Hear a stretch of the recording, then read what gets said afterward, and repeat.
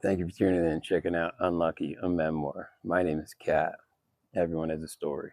This one just happens to be mine.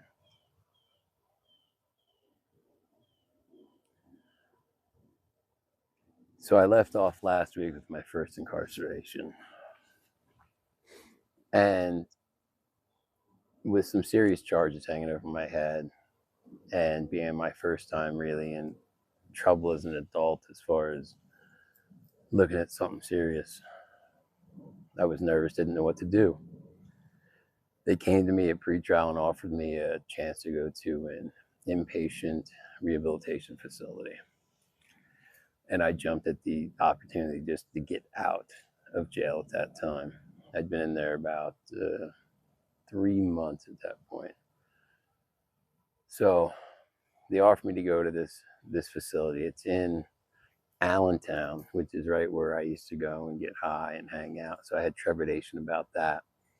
I had tried to get them to offer me a different place somewhere outside of my area, but that wasn't an option. So any port in a storm, right? Any way to get out of being incarcerated at that point in time. So again, I think I said this before, I was really good at jumping out of the frying pan into the fire. And this treatment facility was a therapeutic community. And if you don't know what a therapeutic community is, they were used much more widely in the 80s and 90s than they are today. There's still a couple hanging on, but the way they work is their mottos usually are to break you down to build you back up. So when you get there, you got to shave. I think you might have been able to keep a mustache. And every morning, if you got caught with stubble that you didn't shave that day, you were now the new shaving monitor, and you would have to stand at the bottom of the steps. And as everybody came down, made sure they shaved, and if not, send them back up. They also controlled what you could or couldn't wear. Language was a big thing. If you got if you saw somebody else doing something and you didn't pull them up on their behavior, you were just as guilty as they were for the infraction. So other things they did there, they would pinpoint people out, and you would have what they called learning experiences, where every time you enter a room, you might have to say something. Or there was a girl who was in our group who would cry at the drop of a hat over everything. Every time she talked, she started crying. So they made her holsters out of tissue boxes that she had to wear around. There was also the pity pot. So if you were coming down on everything and pitying everything all the time, they gave you a huge soup pot to carry around with you. And I don't know if how many of you may remember, there used to be a store back in the day called This End Up, and they used to sell furniture, but it was all wood framed furniture. It looked like shipping crates almost. So that's the type of furniture they had in this facility. And as the person who had to carry that walked around, it would be clanging off everything. The other thing with this treatment facility that I went to, it was 90 to 95% DOC, Department of Correction, meaning that 90 to 95% of the people there did not have a choice to be there. They were there to get out of incarceration because of parole, whatever it was. This is where they were at.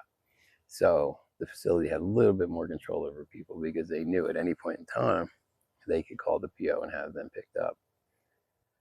And it was a daily occurrence that you would hear the shackles coming up the steps into the offices, because when they came to pick you up, you usually had leg irons, waist shackles, and you'd hear those rattling up the stairs. This facility that I ended up going to is one of the older therapeutic communities in the country. They're one of the founders of that type of therapy, from what I understand, I was told. And they're still operating today. A lot has changed. I had gone and spoken there with a 12-step group 10 years or so ago. I'm not sure exactly when it was, but I was blown away to see how much it had changed. And it's funny, you get this feeling inside, like, oh man, they don't have to do nothing. This isn't blah, blah. And it's the same feeling people get when people get on medically assisted treatment, because it wasn't available to them when they got sober or found recovery. So there's a jealousy. So they discount that form of treatment because they didn't have a chance to go through it. So you didn't get clean the real way. And like I said earlier, any port in the storm, right? It's all about finding what works for you, what pathway is going to get you where you need to go. And unfortunately, at this point in time in my life, I wasn't ready for any pathway. I got to the facility, and I think it was the first night or second night, I found a group of people who also didn't want to be there, which wasn't hard. There wasn't that many people who wanted to be there. And we started plotting an escape. I mean, the front door was unlocked, but we were plotting our way out of there. You could have money, but they held on to it, and you had to submit a slip for how much money you needed, because they'd do a weekly store run or whatever. And I didn't understand all the rules, so I put in for all the money I had, which was only like $50. But apparently, you can only put in for about 20 at a time. Mind you, this is 1997. $20 went a lot further. So I put a slip in for all of it, and it got denied. So that night we were plotting on the next day when they handed out the money. We were all bouncing. The one kid I was hanging out with, he knew somebody right around the corner that would let us crash at their place, and then we'd go get high, of course, because I was not ready to stop using it. I was not ready to stop running and gunning. Needless to say, the money didn't come through, and the plan fell through, and I stayed. And it was a hard program. You had to GI your room, and they came and inspected every week. I remember at one point in time, they took the vacuum away and made us sweep our carpets. And these rooms, they weren't big rooms, and we had 8 people per room. So it was a little tight, and you hoped you had decent people in your room. But there were some interesting characters in that place. I met, who was at that point my counselor, and he was Puerto Rican, from Puerto Rico. He had originally gotten sober going through an organization called Hogar Crea. They were another TC, and they were located all up and down the East Coast. You could find them. He explained how easy we had it.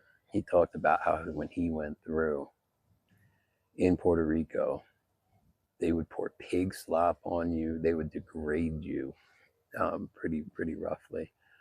And there was a form of degradation going on at the facility I was at. They would say things to you, treat you in certain ways that you just felt less than. You just didn't feel worthy. I remember hanging out and going through that program and doing okay. At one point, because at this point I had gone to court and got sentenced to probation. Luckily, because it was my first charges, and my family really petitioned hard, and they got me onto the ARD program, which for first-time offenders. And my parole agent, my probation agent, she was known to be the hardest agent in that county. She came to visit me at the TC. They have me go into an office with her. It's just me and her. And she is just beating me up left and right verbally, just attacking me every chance she can get. So at this treatment facility, a requirement is to carry a pen in your pocket at all times, because you never know when they're going to have to do an assignment or whatever. So we're sitting there, and she proceeds to move the paperwork in front of me that I need to sign as she continues to go through other stuff. So I pull out the pen, and I reach down in front of me, start signing the paperwork.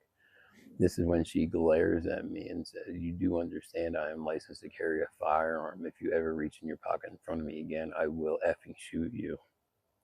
Yeah, I was quite taken aback. That was my first meeting with Kate. And the end of that meeting, that ends. Then I'm sitting there waiting to find out what I'm going to do next. And a couple of the directors and counselors come into that small office and bring me into their offices and go that, and they were taken aback by how they heard her talking to me and treating me, and which is odd because they weren't much better, but they were like that's not right. And regardless, I remember that community, you level up through phases, and I finally made it to the top phase, and that's where you could escort lower phases. And we had a person there who had a major health disease and needed an escort to the hospital for treatment or checkup. I don't know what it was, but so I volunteered. It was my last day in the program, or second to last day in the program, but apparently I wasn't thinking. I was actually trying to be helpful, but being that it was my second or last day in the program is when they do a circle up, and everybody gives you like pros and cons about your stay there as far as they know you, and you get a coin and graduate. Well, they accused me of taking him on purpose to avoid that when I didn't even really think about it. But the problem was I was just what they would call dry. I just didn't have drugs in my system anymore. I really wasn't sure about recovery. There was part of me that was leaning like this could work, and then the other part of me that just wanted to run and get high. So upon graduating that program, I agreed to go to another program, which was a halfway house where you could think there was like a 30-day blackout, then you can start looking for work and working. But while that, you're doing groups and participating in community.